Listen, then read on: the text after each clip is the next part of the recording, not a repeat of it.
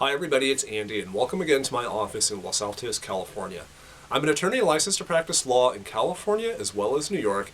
In this video, I'm going to go over California residential landlord-tenant situations, specifically security deposits. And the question I'm actually going to go over is whether or not a landlord has to pay interest on a security deposit that they hold for a tenant. And that question, I guess you can phrase it from the tenant side as well. Basically, is if I get my security deposit back from my landlord, assuming that I have no deductions and stuff, is my landlord supposed to pay me interest on top of the deposit like a bank would? So before I actually go into the answer to that question, I have to give you a couple disclaimers. And if you have seen any of my other landlord-tenant videos, I give the same disclaimer. It's probably going to sound very familiar to you. So the first one is that this video is going to be about residential landlord-tenant law situations only. If you are in a commercial situation, meaning you've rented a warehouse, an office building, a restaurant, grocery store, whatever, you can watch this video if you want. A lot of the terms that I go over probably will sound very familiar to you. However, California does have a lot of differences between residential and commercial landlord-tenant law. There are a lot of similarities, but there are also some very big differences. So this video, strictly speaking, does not cover commercial stuff. Number two is that if you have sort of an unusual rental situation, meaning that you've rented a houseboat, a mobile home, something other than a brick and mortar like apartment building or single family home or something, this video probably is not going to apply to you either. California has a lot of rules about mobile homes, houseboats, things like that. So this video, strictly speaking, does not cover that.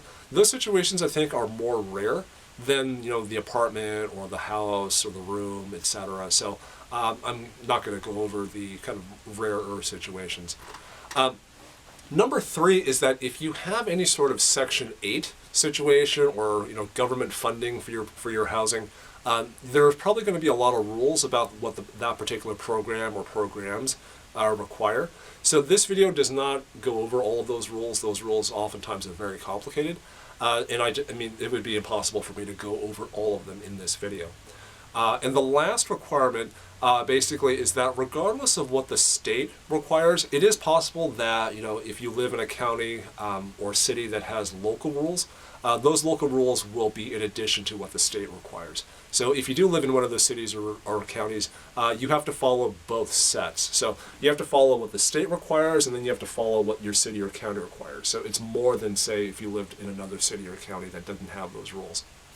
So hopefully all of that made sense. There's a lot of disclaimers. California landlord-tenant law is very fact-specific, very situation-specific. So I have to kind of explain all that stuff at the beginning. So anyway, all of that stuff said, the actual question that we're here to answer is whether or not a landlord has to pay interest, kind of like a bank does, for example, on a security deposit that they hold for a tenant. And the answer to that question actually comes in three parts, which I'll go over right now. The first part of that answer is what the state requires. And the state of California does not require interest be paid on a security deposit. There is no specific kind of statute on this because there is no law on it. There is a case on it, however, and the case is called Korens, K-O-R-E-N-S. I'll write that over here as well as write it down below in the description for you. So if you're so inclined, look it up on Google Scholar or something similar, and you should find it pretty easily. But the basic idea in Korens was that a tenant sued her landlord demanding that he pay interest on the security deposit that she had given him. And the court went through its analysis and basically concluded that there is no requirement in California law that a landlord pay interest in that way. Moreover, actually, in the Korens case, the court also basically said that the legislature in California had had a lot of opportunities to pass a law that did require landlords to pay interest, and the legislature in each situation had declined to pass such a law. So, number one is that the state of California does not require the landlord to pay interest. However, I think it was the fourth part of the disclaimer that I mentioned, regardless of what the state requires, it is possible for a city or a county to say, well, regardless of what the state says, we, in Los Angeles County or we in San Francisco County, etc., are basically going to pass a law that says, if you're a landlord in our city, in our county, you have to pay interest in accordance to these terms. So If you happen to live in a city or county that has local laws and local ordinances on landlord-tenant situations like houses, apartments, things like that, you need to check to see whether or not your local rules do require that you pay interest if you're a landlord. So I guess regardless then of whether or not the state requires it or whether or not the county or the city require it, if for whatever reason the landlord decides that it is beneficial for them to pay interest in some way, can they reach an agreement with the tenant to do so? Sure. I guess I'm struggling a little bit to see why a landlord would do that, but to each landlord their own. But basically the idea is that if the landlord wants to, they can put a clause in their lease that says, yes, I will pay you interest on your security deposit of 1%, 0.5%, something like that. And like that clause of the lease should basically also say this interest will be computed in this way. It will be due at this time.